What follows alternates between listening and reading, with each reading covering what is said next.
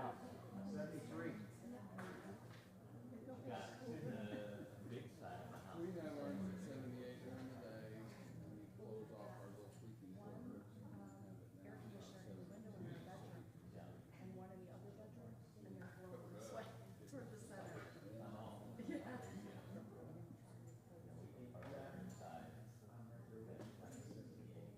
I saw a movie when I was a kid called Yeah. Roll Tide, and when it came in,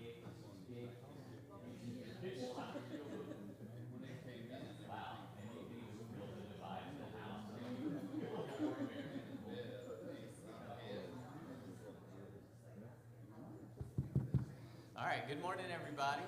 and ever since then, We're still going through the spiritual disciplines, and we will for a while. We've only made our way through 3, 4 at this time. Now we're in the midst of talking about solitude, and we started this last Sunday. If you weren't here, you can go back and listen to that lesson, and we're going to kind of pick up where we left off last Sunday and finish out that discussion and talk more about this spiritual discipline. If you remember last Sunday, I started by giving you an example from Martin Luther King Jr.'s life and a moment where he spent the night in prayer, in agony. He was getting death threats. He was having a lot of pressure on him, and he almost gave up and walked away from his cause. And so we talked about what if he would have been distracted in that moment and wouldn't have spent that time in solitude and in prayer. And hopefully it gets us to thinking about the benefit of spending time in solitude with God. And so we looked at the life of Christ as well, and how he regularly, as Luke says, he often as he could, withdrew to the quiet place. The eremos is the desert place, the deserted places, these places out in the wilderness. And so following him, we want to repeat these patterns. We want to follow him, not just in the ways that we live life, but in the ways that we do life. And so that's kind of where we're at, and we're still talking about this practice of solitude. And if you remember, I gave you this quote to kind of end the class, if I can get it. There it is. Henry Nouwen, he says, "Without solitude, it is virtually impossible to live a spiritual life. We do not take the spiritual life seriously if we do not set aside some time to be with God and to listen to him." So think about it. The more intimate a relationship, the more time it requires alone together. Would you agree with that?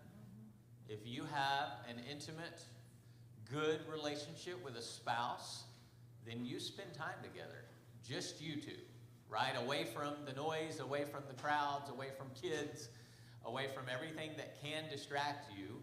You spend time together, whether it's on dates, whether it's time in prayer, whatever it may be. The more intimate a relationship, the more it requires time alone together. Imagine if I never spent time alone with my wife.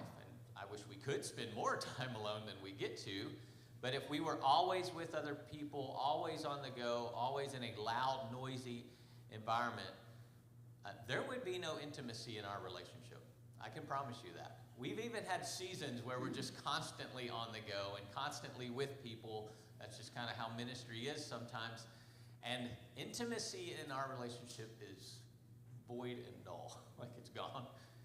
And I'm like, oh, we got to spend some time together. We got to get back on the same page. Your relationship to God and to your own soul is the same. So what I find when I practice solitude is I decompress from the overstimulation of the world. My body, my central nervous system starts to calm down. I slow down from all the hurry and traffic and busyness of life, and I begin to feel. I begin to re-engage and get back in touch with who I am and with who God is. And in solitude, and maybe you can speak to this experience as well, but in solitude, I'm forced to confront the good, the bad, the ugly. I'm forced to confront all the things in my own heart, my anxieties, my ambitions, my addictions. It that's exposed when I'm in that place in the presence of God. Have you found this to be true?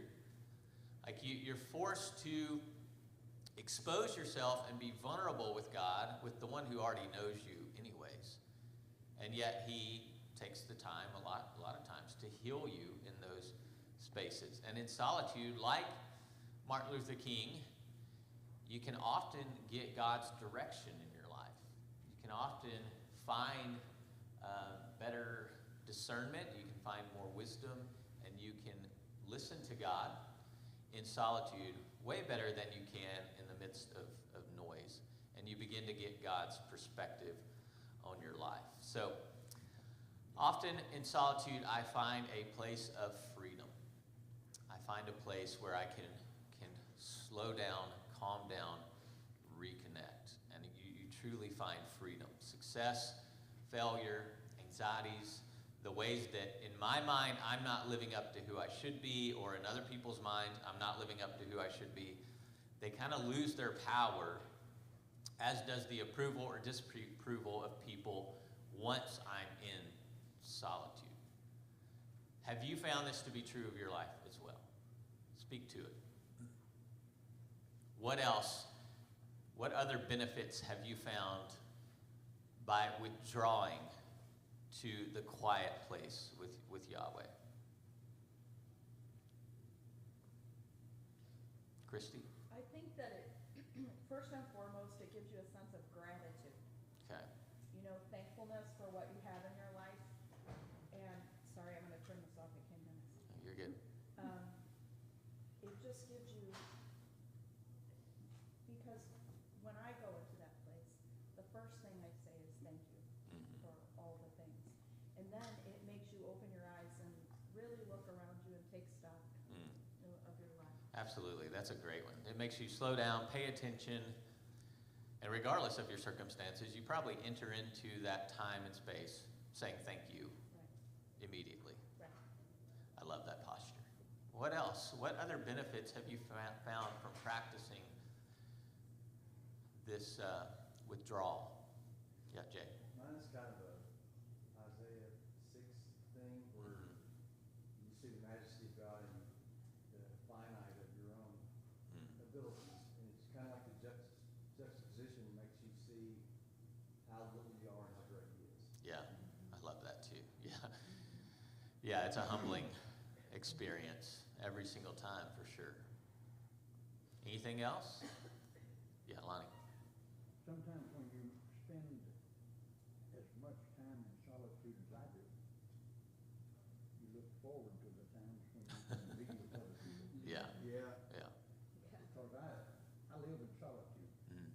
I live alone. Right. And of course I've got a TV, all that stuff. I almost let a tree kill me the other day. I came that close. The tree came that close? That tree that fell came that close to my head.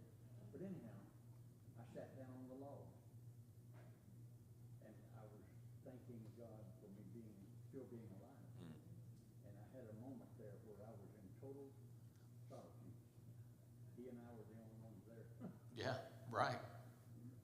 Yeah, I understand that as well, Lonnie, and I, we're all at different seasons of life, and we go through different seasons of life, and I think it's that intentionality of having those moments with God. You may be alone, you may be in a season of life where you're not with people a lot, but the difference between being alone and being in solitude with Yahweh, those experiences are probably more special to you than just, being alone the majority of the time. But I understand that longing to be with people, and probably a longing to be with God in a lot of ways in the midst of that aloneness, right? Yeah. Anything else? Yeah, Wayne. I think a lot of times for me, we all live with a lot of community and then also a lot of noise. But maybe you've had something that's been troubling you and you find that time and you can see it clearly for what it is. It's really not the way you would Right. see it from that other window. Yeah, you get a better perspective for sure. So think about, those are a lot of the benefits of this rhythm But what about when you neglect solitude? When you don't withdraw to the eremos? What about when you don't go to that quiet place? For me, I feel distant from God. Like I can be going through all the rhythms. I can be preparing lessons, lesson after lesson. I can be doing all the church things, yet I feel extremely distant from God. Have you been there? I often resort to living off someone else's spirituality, whether it's a podcast or a sermon. I'm not knocking podcasts or sermons. I listen to them all the time. But I end up resorting to living off of their solitude with God instead of my own intimate relationship with God. I feel distant from not just God, but from myself. I lose sight of my sense of identity and calling, who I am, what I'm meant to do. Again, that goes back to understanding and listening to God's direction for your life. And when you're not listening to that and speaking with him, then how can you know which way to go? Yep. I get more and more reactive. I get sucked into the hustle of the urgent and not the important. My priorities are out of whack, and I neglect the things that are important and the people that are important, and yet the things that are not so important are the things that I'm pursuing first. That's what happens when I neglect solitude. I lose God's perspective on my life of what matters, what doesn't. And above all, I get so tired and I run out of energy to do what's truly life-giving. I'm in pursuit of things that I think are life-giving, but they're life-sucking. They're not life-giving. And as a result, I shift from engagement to escapism, entertainment, social media, doom scrolling. How many people have been doom scrolling since yesterday? Just, like the world is ending. Sugar, caffeine. That's where I go when I don't spend time in solitude. Not that these things are bad, but they become bad when they're out of order. I become emotionally unhealthy, physically unhealthy, on edge. The smallest thing can make me yell at my kids or at my wife, and I end up in despair. Like, my life is not right. The things that I want to happen in my life are not happening. I don't have as much money as I thought I would by 41. I'm not as successful, or my marriage is not where I want it to be, or all these different things. We despair. And I become vulnerable to temptation. I become vulnerable to attacks. And these are signs and symptoms of a life without solitude, of a life that is out of rhythm, of a life of priorities that are not right. What have you found happens in your life when you neglect solitude?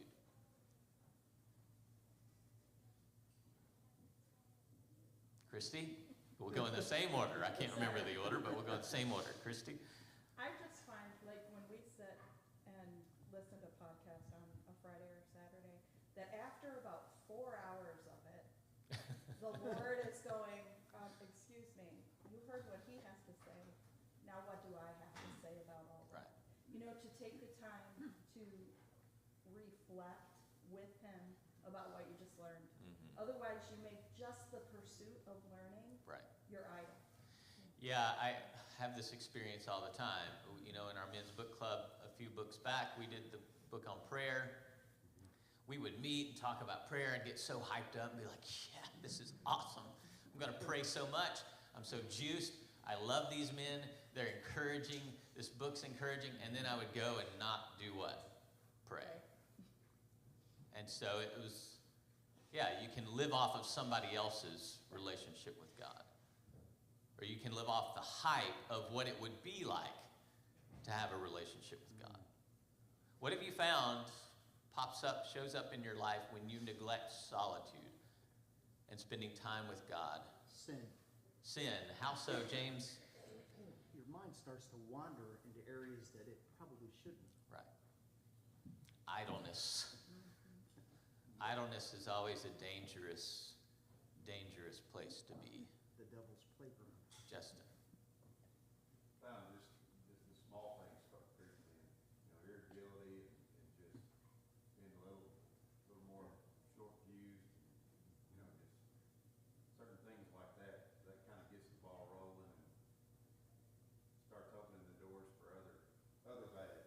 For sure.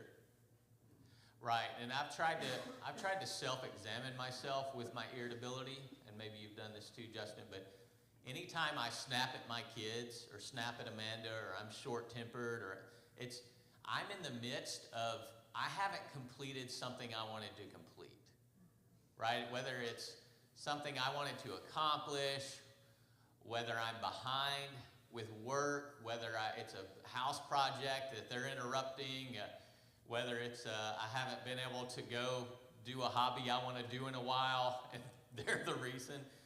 You know, those unimportant things have all of a sudden been elevated to a place they don't deserve.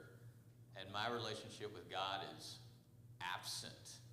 And so I'm snapping at everyone, and that irritability goes up and up and up and up. What else? What have you found to be true when you neglect solitude? Man, this clicker. I'm just going to the next slide. I don't have anything to say about it yet. I want to hear what you have to say. Good. I'm glad you're all perfect because I'm struggling with it. So maybe you should come up here and help me understand. No, I'm joking. Ouch. This phrase, eremos, we talked about this. And to clarify, it isn't just a place, right? It's translated, you know, the deserted place, the quiet place, whatever. But it's a practice. And that's how Luke is using it in the life of Christ. You don't have to go out into the desert of Judea or New Mexico or the Australian outback, whatever. You don't have to go into a desert, although that would be kind of amazing. You'd probably die in the Australian outback, but it'd be cool. But you can practice this in your daily life, and that's the point. You can practice it anywhere. Walking to a park, down the street, from your house, sitting in your backyard at night. I took the kids out on the deck the other night because the crickets and tree frogs were so loud. And maybe you live in a place where it's like that. It's just really cool to experience. And I told them to sit still and be quiet. And they were bored. Evie was into it. The boys were kind of like, what is that? I'm like, quit talking. You know, just listen to the noise. And it's just so loud, just this symphony of noise, yet it's quietness at the same time, and I loved it, and I wanted them to experience that. Or you can be like Dr. King or like Jesus and stay up late. Find a moment to where you can have a quiet place. We must learn to find our quiet place. One early Christian writer, he says, find in the busy city the desert of the monks. I like that phrase. Find in the busyness the desert of the monks, meaning find solitude, silence, stillness right in the middle of your ordinary life. Most of us, we can't withdraw to wilderness most days. Like, we don't have that luxury. We can't find a place to go walk around out in nature, which you can. We live in a beautiful, beautiful place. But you don't have the freedom and the flexibility to do that. I understand that because most of us, we have to drop a kindergartner off at school by 7:30. We got to be at work by 8, and then we're there most of the day. All these different things, our lives are hectic, our schedules are hectic. So how do you make space for God?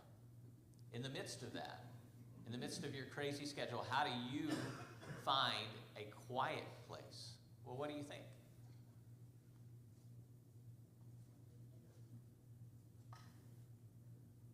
Because Jesus did what? He often withdrew to the quiet place, the alone place, and prayed.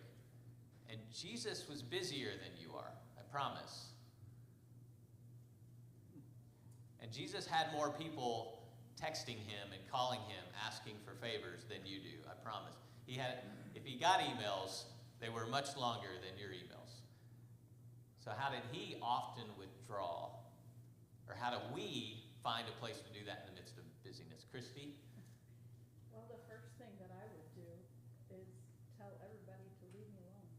That would be the very first thing. Learn to say no. Yes, I need to go away just for 10 minutes and go in a room and shut the door. You know, But you what have to tell But what if people they they say, well, you're fired, you're fired. Yeah. You're fired. No, I'm joking. No, you have to. Yeah, you have to. You have to learn limitations, for sure. What else? How do you find your quiet place in the midst of your schedule? Lonnie? Pardon me for mentioning this, but my friend that passed away not too long ago, Mhm. that we fished over 60 years. We were roommates in college. But one of the places that we loved to go more than any place else was the river, Mm-hmm. because we could fish all day long and never see another person. And there were many times when we would see things and hear things that, well, God knew what he was doing when he created this or that. And we would fish for hours and maybe have very brief times when we talked to each other. Yeah. Like But most we were men. just enjoying being outside. So in a sense, we were in solitude in that particular place. Oh, for sure. Yeah. It makes me think of Larry Fleet's song, which a kid sung that at camp this year. If you don't listen to country music, you don't care about this. But I think the gospel's in a lot of country songs. You may disagree. You may hate country music.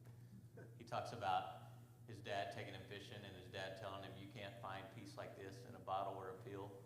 He talks about finding it in the deer stand, finding God. The song's called That's Where I Find God. Yeah, anyways. Great song. Paul. We struggle with solitude because we're such a busy society. Mhm. We're so busy.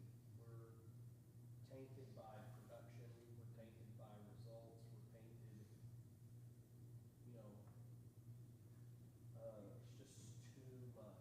It is. Too many intangibles, and it's gotten to the stage now in our time where if you don't provide the proper results or you don't provide the proper production, then you're out. Right. And that is certainly not a healthy, and I think it's a lie. I think it's a lie that we have been given to say, I've got to produce, I've got to make, I've got to build.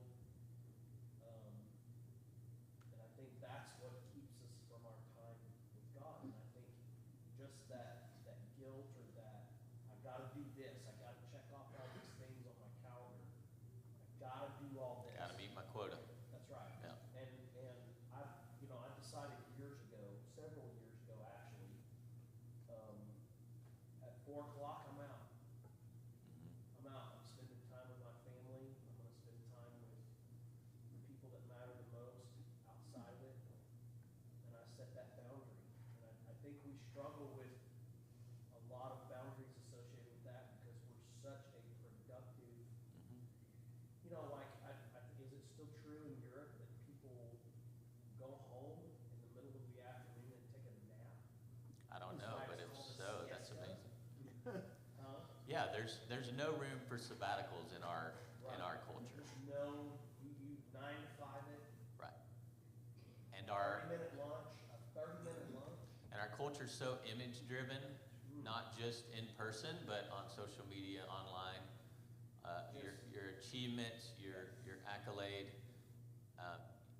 It's almost like we're addicted to that more than we desire the important and the real abundant life, A lot of true that- freedom. A lot of that was in Comer's book, that Right. Relentless Pursuit of Learning, and I think a lot of it just comes down to kind of like what Chrissy's saying, just value that, prioritize that, and set Right. that boundary. I mean, does it have to be hours and hours of fishing? No, that's good once a month, maybe, especially, for some people like us that are in the working world. Well, it's finding that rhythm, Right. finding that space in the midst of your schedule, your life. There are some statistics I want to share with you to kind of convince you if you're not already convinced. They've proven that noise pollution, just constant noise, and we live in constant noise. And remember, we talked about this last week, noise is not just audible noise. It's noise in your head, noise in your mind, noise, scrolling, all these different things. It can cause hypertension, heart disease, stroke, learning difficulties, emotional difficulties, cognitive impairment, anxiety, depression, and more. I didn't need to tell you that. You already knew that. But the science proves it out. And it's true in kids as well. One study found that prescriptions for anxiety medication, they rise 28% for every 10 decibel increase in neighborhood noise. Isn't that crazy? For every 10 decibels that the noise in your neighborhood rises, there's a 28% rise with anxiety medication. In another study in Europe, scientists found that 1 million, and I don't know how to take this, but 1 million years of life are lost each year due to noise. And they call it the DALY, the disability adjusted life years, people's lives cut short by chronic noise. And so this idea of withdrawing to the quiet place is almost a life or death issue in a lot of ways. And we're not doing it for health reasons, just like a lot of the practices we've talked about. There are health benefits to all these things, mental, physical. You're doing it for your relationship with God, to get the good gift, which is God himself. It's the power of silence. It's the power of being with him. Christy? We came from the suburbs of Chicago, and we had the expressway like within a mile of our house, and it was constant. It didn't matter, you know, what time of day or night, it was constant. When we moved down here, we were like, It's amazing. Yeah. it's a big difference. When we lived in Oklahoma, we lived right beside the interstate. Oh, yeah, so you And understand. I complained about it all the time. Amanda will tell you. Every time I walked out of the house, that constant hum, and you'd hear the Jake breaking, you know, and I was like, there was never a quiet time outside. And I can hear tree frogs and crickets louder than, you know, anything. But there's just a difference between nature's noise and man's noise. It drove me insane. And I complained about it all the time. And it drove my irritability through the roof. And I was like, let's burn this house and move. I don't want to live near this road. And we even had 20 acres between us and the interstate. It didn't matter. No, it didn't matter. It was that loud. And it's Oklahoma, so it's flat, and the wind's constantly blowing, and so the wind carried it right to our back door. Amanda? I mean, I think we have a pretty good life. Hey, but now you walk out and it is quiet, and it's awesome, yeah. Well, I think it's, people can't just like get it and move because. I get that. No, you just let Christy and I vent a second. Okay? Anyway, I guess my point though, I mean, I'm kind of kidding, but also my point is like, we live in the world we live in, and I think that everything we've talked about, like all the spiritual disciplines, and maybe solitude more than anything, they're also countercultural. Right. And I think about like, you know, growing up, I mean, I was always taught and now teach our children like as Christians, we live by a different rule of life. We live differently than other people. And I think it's, a lot of times we mean like, we don't participate in the same things, we don't talk the same, we don't look the same, like those types of things. But I think that the disciplines that we practice are even more so, they set us apart. And kind of like Paul was saying with boundaries, like if we're not willing to be countercultural in the way that the rhythms we live in life, we're not going to look like Jesus. And so I think about just, I can't remember how you worded the question, but I mean, like what, I think if we truly desire to be disciples, we're going to intentionally put these disciplines in our life. And so I think it just goes back, we talked about it last week too, but like being intentional and choosing, I don't know, for me, I'm not even like in the workplace per se, and it's hard for me even to, I feel all these expectations, like I should be doing this, or I need to, you know, I need to be, I think we try to keep up with people, and we try to keep up with the world around us, but culturally our world just moves so fast. And I Right. think when we choose to say that is not what matters, that's not what is important, I think it's just so much harder to actually do and put into practice. But if we truly desire to have that relationship, I think it goes back to relationship with Jesus. Absolutely, and all beautifully said. That's why I married you. But, We live in a noisy place. We can still be intentional. right, even living next to the interstate, you can find a quiet place. Which I said for years. And I did. I would go lock myself in the bathroom for 30 minutes.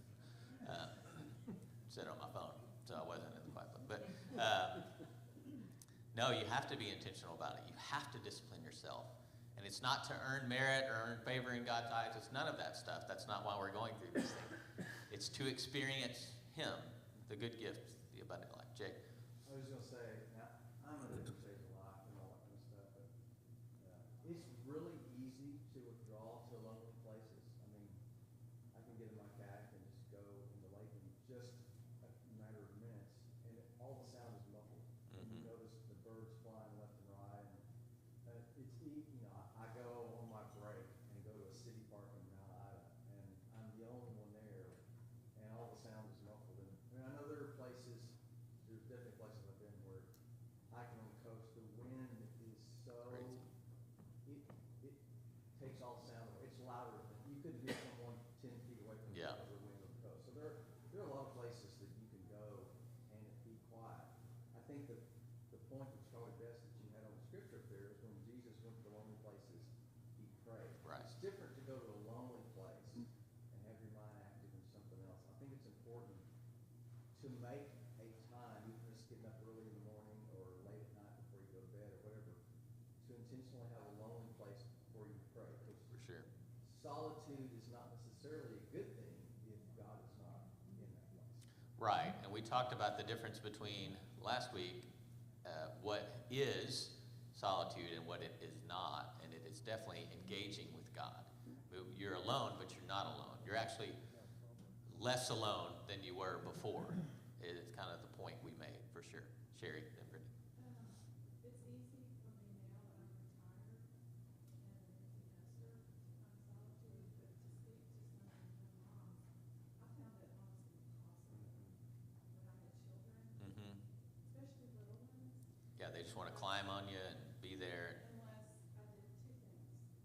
They went to bed on time, and I went to bed earlier than 10 or 10:30, Mm-hmm.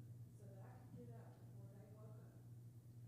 Because you got kids, the only time you ever have to yourself is they're asleep. Mm-hmm. There's And isn't it amazing, like, something to do, but now, it's not a struggle now, but it was then. Forrest is 7, and so we're moving out of that little kid stage, and I find myself longing to hold on to it more. And as crazy as they are, and as much as they're always on the go and in your face, and Forrest still ends up in our bed every night around 3 a.m. Like I wake up and he's between me and Amanda.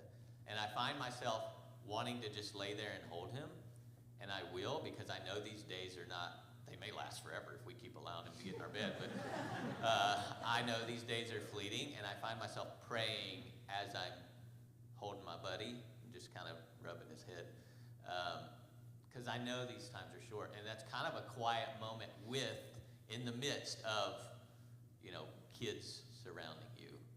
It's finding a quiet place in the midst of whatever season of life you're in, I guess, Brittany. Well, I wasn't gonna say this, but Mason Boone is not an affectionate person Yeah. at all. Don't look at me. Really? You know. So he was asleep in between us the other night, and I was still awake, and I just started like rubbing his head and just kissing all over his face, and I put my head on his chest. I'm like, he doesn't let me do this when he's awake. Take advantage of my sleep, yeah. Yeah. What are you doing? I'm like, I'm just with my baby. Yeah. No, but what I was gonna say, it's probably a little opposite of what Sherry was saying, which I agree with you. But I remember hearing some advice through a Bible study, and I'm not good at this at any measure. But I always think about it and how I should do it. But I feel like have your Bible study when your kids are awake. Like, let them see you For in sure. your Bible study, and if they are constantly coming up to you, I'm having my time with God. I'll be with you in a minute, and maybe that will teach them later on to have their quiet time with God. Mm-hmm. So, I don't know. I know everybody's different. Yeah. But that was something that was told to me, and I'm like, oh, that's actually kind of a great idea. I love that. What's the guy's name that wrote the message? Thank you, Eugene Peterson. His name was slipping my mind. His son talked about, and I've mentioned this before, but it stuck with his son, how often his dad would withdraw to a place of prayer. And his son remembers as a little boy peeking through his cracked office door and watching his dad covered in a prayer shawl on the floor just, he said it happened all the time. And I loved that because it speaks to exactly what you're saying. Another thing that I do, and maybe you can do this or not, is I'll take the kids with me in a moment where I'm going to go try and be with God, talk with God, especially the boys. They want to hang out with me way more than Evie does. But those moments of quiet place, I want them to experience the same thing. Laura? I was gonna say exactly what she said. I didn't do that as a mother, I wish I had, but my mom still talks about her grandmother having her Bible under her rocking chair Mm-hmm. and how she just had that time. And I've done that with my grandkids recently. I've told them, I said, look, I'm gonna go out here in this porch and I'm just gonna school out here for 5 to 10 minutes. I've got a cup of coffee, I've got my Bible, believe me, you want me to have both of these. If my priorities are going to be right, I yeah. said, and I'm just gonna have a little prayer time. I said, you are welcome to join me, but you're not welcome to talk to me. I love that, yeah. And unless you want to pray with me. Yeah. And two of them came with me last time and we prayed. It was beautiful. So Yeah. I encourage you to, I mean, it won't have to be long, 5 minutes, and that will be a lifetime. This is what my mom did for me and for herself and her relationship with Yeah. God. So if they talk, are you like, get behind me, Satan, you know, or something like that? Lord, give me patience with Yeah. this kid. Yeah. No, it was, I prayed for them when they came with me. I prayed over them and with them. So I love that. it's a good thing. I want to share with you, one of the books I'm reading through is The Spirit of the Disciplines. That's what I named this series. It's kind of a snore fest. I wouldn't really recommend it. It's good. It's just, it's a hard read. It's kind of boring, but it's got really good nuggets within it, which most books do. And Dallas Willard says this. He said, solitude and silence are the most radical of the disciplines for the spiritual life because they most directly attack the sources of human misery and wrongdoing. Silence is required to complete solitude, for until we enter quietness, the world still lays hold of us. So think about the gravity of this claim that solitude is the most radical of the spiritual disciplines. I think we've said that for every spiritual discipline we've come upon, and I'll probably continue to say it. Next, we're going to go to generosity, which I'm excited to talk about. Then we'll move to hospitality, which I may just let Amanda come up here and just tell you all about hospitality. But all the practices of Jesus are radical in our day and age. I mean, Sabbath, community, generosity, solitude, they're all countercultural, just like Amanda was saying. They're all radical. But could it be that solitude is the most radical, and as a result, the most neglected? I don't know. Maybe. But it's one of those that it seems to be, when we think about the discipline and the practice of it, it seems to be in our culture one of the least valued, kind of like Paul was saying. I get like fasting has become a cultural phenom and a fitness niche or whatever, but solitude's different. It's not, we don't see the benefits of that in our culture, and therefore it is kind of the most countercultural. Why do you think that may be? Why do you think what Dallas Willard is saying may be true? Paul, you keep halfway raising your hand. I don't know if you're... Well, number one, you're weird. Because most everybody's like, we need to be around people, we need to be selling something or producing something or whatever, all deals with being around people. Right. And I'm an extrovert saying that. I feed off of people. Like a So, dementor. I think a lot of that's problematic, and I said this a few weeks ago, and I don't want it to be problematic, but I think sometimes it's important for us to even step away from Bible study. Oh, I hate for to- sure. I hate to say that way, it sounds weird, I know, but just to be out in nature and be kind of like what Lonnie was saying, out there fishing, hearing the wind blow, watching a fish that you tempted out of the water, just to experience that I need to come to grips with the fact that I'm part of that. I'm part of nature. I'm part of what God said, let us make man and woman in our image. And I think when you settle into that just a little bit more, you understand